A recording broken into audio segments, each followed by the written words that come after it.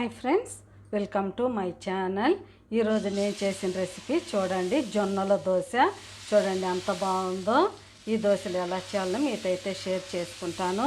చూడండి చాలా బాగుంటుంది, చాలా ఈజీ. ఎలా చేయాలో మీతో అయితే షేర్ చేస్తాను. రండి వీడియోలోకి అయితే వెళ్ళిపోదాము. చూడండి ఎంత బాగుందో, చాలా బాగుంటుంది. క్రిస్పీగా మెత్తగా ఈ దోశలను ఎలా చేయాలనో రండి ఇప్పుడైతే వీడియోలోకి వెళ్ళిపోదాం. మీతో షేర్ చేస్తాను.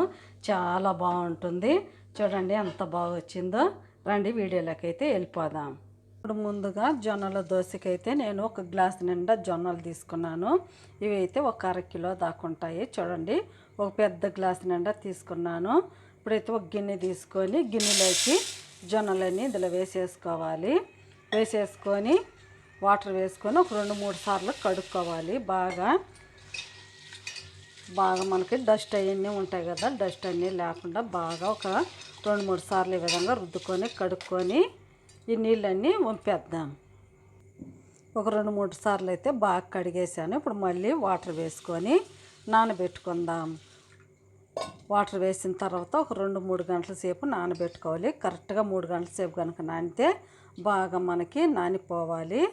ఇప్పుడైతే మూత పెట్టేసేసుకొని ఒక 3 గంటల సేపు నానబెట్టుకుందాం. ఇప్పుడు ఒకసారి మూత తెచ్చొద్దాము. చూడండి నేనైతే ఒక 3 గంటల సేపు బాగా నానబెట్టేశాను. చూడండి ఎంత బాగా పులిసిందో. ఈ విధంగా నానాలి. చూడండి ఎంత బాగుందో. ఇప్పుడు ఈ నానిన జొన్నల్ని మనం ఇలా పక్కన పెట్టుకొని ఇప్పుడు ఇందులోకి బంగాళాదుంప అయితే ఒక పెద్దవి ఇంతంత 3 బంగాళాదుంపలను అయితే నేను ఈ విధంగా కట్ చేసి పెట్టుకున్నాను. ఇవి ఉడికించినవి కాదు ఫ్రెండ్స్, పచ్చివే. చూడండి పచ్చి పొట్టు తీసి కట్ చేసి ఉంచుకున్నాను. ఇప్పుడు ఒక మిక్సీ జార్ తీసుకొని మనము ఈ జొన్నల్ని మిక్సీ జార్లోకి వేసేసుకుందాం. జొన్నలను అయితే మిక్సీ జార్లోకి వేసేసుకున్నాను. ఇప్పుడు ఇందులోకి మనం కట్ చేసి పెట్టుకున్న బంగాళాదుంపల్ని వేసేసుకోవాలి. ఇప్పుడు ఇందులోనే మనం పెరుగు వేసుకోవాలి. మంచి పుల్లటి పెరుగు అయితే చాలా కమ్మగా బాగుంటాయి జొన్నల దోశలు. నేనైతే ఒక అరకప్పు తీసుకున్నాను. ఇది పుల్లటి పెరుగు. మీరు తీయటి పెరుగు అయినా వేసుకోవచ్చు, ఏం కాదు, బాగానే ఉంటుంది.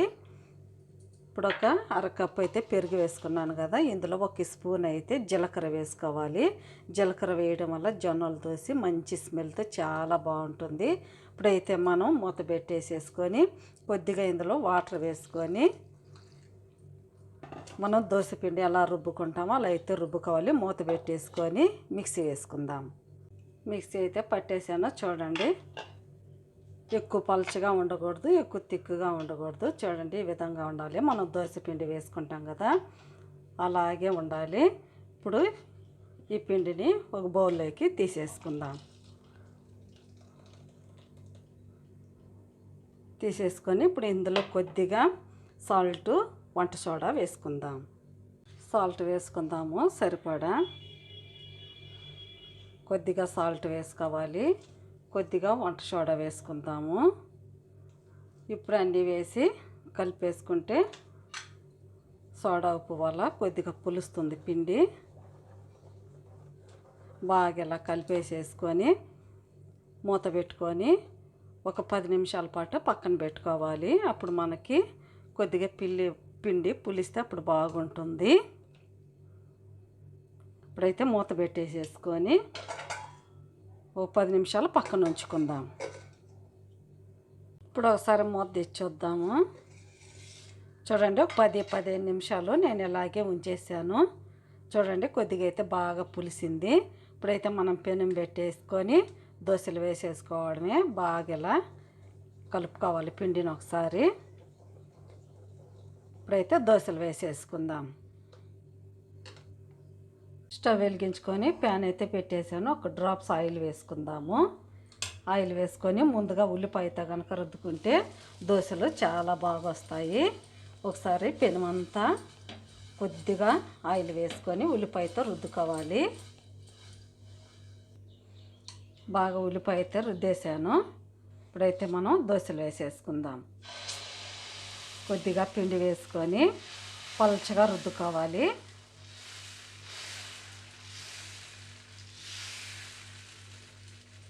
చూడండి ఎంత బాగా వచ్చిందో. కావాలంటే నెయ్యితో కూడా కాల్చుకోవచ్చు ఫ్రెండ్స్. నెయ్యితో కాల్చుకున్న చాలా బాగుంటుంది. నేనైతే ఆయిల్ వేసుకుంటున్నాను. కొద్దిగా ఆయిల్ వేసుకొని ఇప్పుడైతే తిప్పకూడదు. మనకి ఈ పైన పిండి పైన ఉన్నాయి పచ్చిదనం అంతా పోవాలి. అప్పటి వరకు బాగా కాలనిద్దాం. ఈ పైన ఉండే పచ్చిదనం అంతా పోయే వరకు బాగా కాలనియాలి. ఇప్పుడు కనుక తీస్తే విరిగిపోతుంది. ఇంకొద్దిగా కాలనిద్దాం. చూడండి ఇక్కడెక్కడ పచ్చి పచ్చిగా ఉంది కదా, ఆ పిండి అంతా మనకి బాగా కాలే వరకు కాలనిద్దాం. చూడండి బాగా అయితే కాలిపోయింది, పచ్చిదనం అంతా పోయింది కదా. ఇప్పుడైతే మనం నెమ్మదిగా తిప్పుకోవాలి. చూడండి ఎంత బాగా వచ్చిందో, ఇలా తిప్పుకోవాలి. చూడండి ఎంత క్రిస్పీగా ఎంత బాగా వచ్చిందో. ఇప్పుడు ఒక ప్లేట్లోకి అయితే తీసేసుకుందాం. ఇప్పుడు మళ్ళీ ఇంకోటి వేసి చూపిస్తాను. మళ్ళీ కొద్దిగా ఉల్లిపాయ రుద్దుకోవాలి. రుద్దుకొని మళ్ళీ ఇంకా ఒక దోశ వేసుకుందాం. మళ్ళీ ఇంకొకటి వేస్తున్నాను. మనకి ఎక్కువ పలచగా ఉంటే రాదు ఫ్రెండ్స్, మీడియంగా ఉండాలి పిండి. ఎక్కువ తిక్కుగా ఉండకూడదు, ఎక్కువ పలచగా ఉండకూడదు. మళ్ళీ ఆయిల్ వేసుకోవాలి. ఆయిల్ వేసుకొని సేమ్ ఇదే దోశ కూడా ఇలాగే కాల్చుకోవాలి. చూడండి ఇది కూడా బాగా కాలిపోయింది. సేమ్ ఈ దోశను కూడా అలాగే తిప్పుకోవాలి.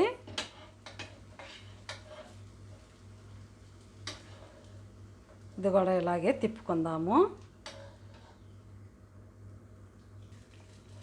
చూడండి ఎంత బాగా వచ్చిందో. ఇప్పుడు ఇది కూడా తీసుకోవాలి.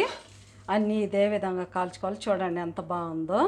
చూడండి ఎంత బాగా వచ్చాయో. నేను అయితే ఒక 3 దోశలు పోసాను. క్రిస్పీగా మెత్తగా చాలా బాగా వచ్చింది. పల్లీల చట్నీ అయితే చేశాను. చూడండి ఎంత బాగుందో. సాంబార్తో కానీ పొడులతో కానీ దేనితోనైనా తినొచ్చు, అంత బాగుంటుందో. చూడండి ఎంత బాగుందో. ప్లీజ్ మీకు కనుక నచ్చితే నా ఛానల్ని సబ్స్క్రైబ్ చేయండి, సపోర్ట్ చేయండి, ఇతరులకు షేర్ చేయండి. బాయ్. మళ్ళీ ఇంకొక వీడియోలో అయితే కలుద్దాం. మీకు ఎలా అనిపించిందో నాకైతే కామెంట్లో తెలపండి. బాయ్.